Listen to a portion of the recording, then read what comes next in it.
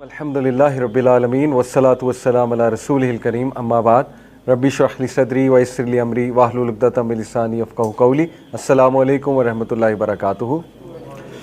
Welcome to things that matter and जज़ाकुमुल्लाह खैर for coming. सबसे पहले मैं ये बताना चाहूँगा कि मेरी कैलकुलेशन है और उसके मुताबिक जो आप लोगों की जनरेशन है, you can disagree but this is my calculation कि आखिरुज़्ज़मा का जो दौर है, आखिरुज़्ज़मा के दौर में कुछ चेन ऑफ इवेंट्स हैं विच स्टार्ट फ्रॉम इमाम मेहदी, मतलब अगर मेजर साइंस की बात करूँ, फिर दज्जाल, फिर उसके बाद हज़रत ईसा अलैहिस्सलाम की वापसी, याजूज माजूज का निकलना, दाबतुल अर्ज़, so on and so fourth. 10 science हैं, बिग साइन। उससे पहले के जो प्री मेहदी इवेंट्स हैं आखिरुज़्ज़मा के हवाले से, जिसमें बहुत एविडेंटली माइनर साइंस पूरे हो चुके हैं, मतलब इस पे तो कोई भी स्कॉलर अब डिसएग्री नहीं करते, बल्कि हर स्कॉलर का ये मानना है कि माइनर साइंस तो इस तरह पूरे हो चुके हैं, इस तरह आया हो चुके हैं कि उससे डिसएग्री किया ही नहीं जा सकता। अब माइनर साइंस के बाद हमें कुछ ऐसे साइंस देखने को मिल रहे हैं प्री मेहदी टाइम्स के, जो क्लियरली हदीस में मेंशन है, जैसे जेरूसलम में आबादी, किसकी आबादी? जूइश सेटलमेंट दोबारा से।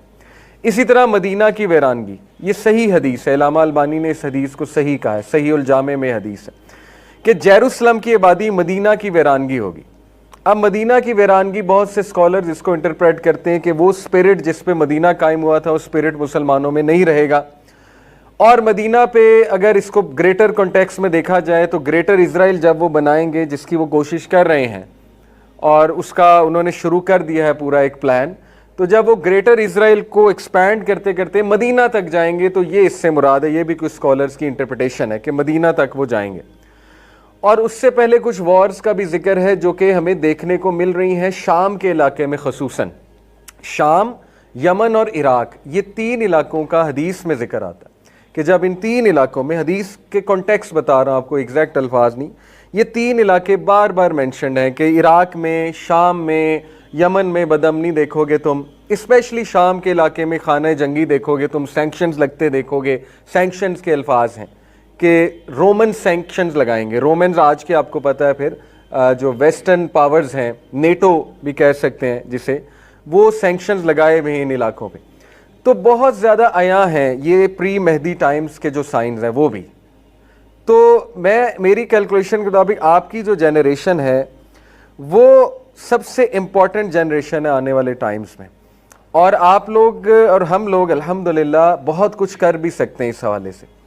यानी ये वो दौर चल रहा है कि अल्लाह रब्बुल आलमीन, अकॉर्डिंग टू मी, जितनी मैंने स्कॉलर से भी डिस्कशन की है, उनकी भी बातें समझी हैं स्कॉलर्स की, ये वो दौर चल रहा है जिसमें अल्लाह सुब्हानहू व तआला मोमिन और मुनाफिक को अलग अलग करेगा, और आगे जाके तो मज़ीद इसका कठिन टेस्ट लिया जाएगा, और वो हमारे सामने हो रहा है। जो गज़ा का इशू है उसको लेकर आपके सामने है कि कौन क्या कर रहा है, कौन कितनी आवाज़ बुलंद कर रहा है, वगैरह वगैरह।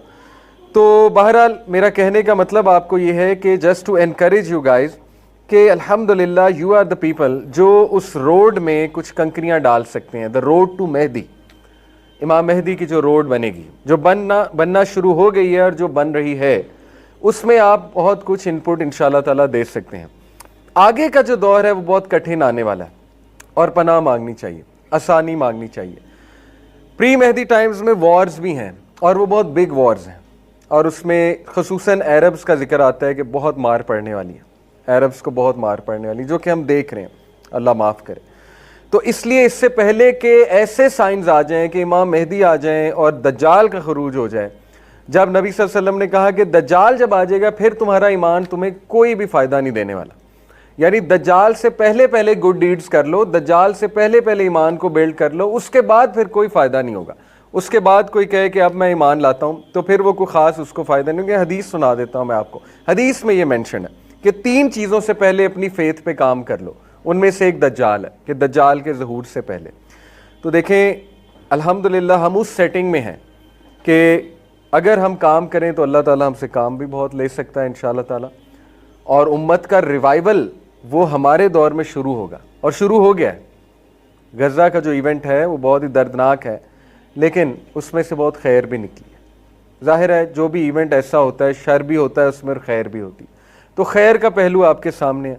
यूथ में मैं अब एक अवेयरनेस देख रहा हूँ, यूथ में एक शौक देख रहा हूँ दीन इस्लाम को समझने का, यूथ में उम्मा का कॉन्सेप्ट रिवाइव होते देख रहा हूँ, यूथ में system, Islam as a system, ये बात छिड़ गई है, यूथ में वो शौक पैदा हो गया कि हम प्रैक्टिसिंग मुसलमान बने, इस्लाम के रिवाइवल में कुछ रोल प्ले करें, तो ये बहुत खुशाइन बात है। तो हम इंशाल्लाह अल्लाह के फजल से उस सेटिंग में हैं और अल्लाह ताला हमसे काम ले कि अल्लाह ताला उम्मत के रिवाइवल में इंशाल्लाह ताला हमें इंक्लूड भी करें और उस हवाले से हम रोल भी प्ले करें।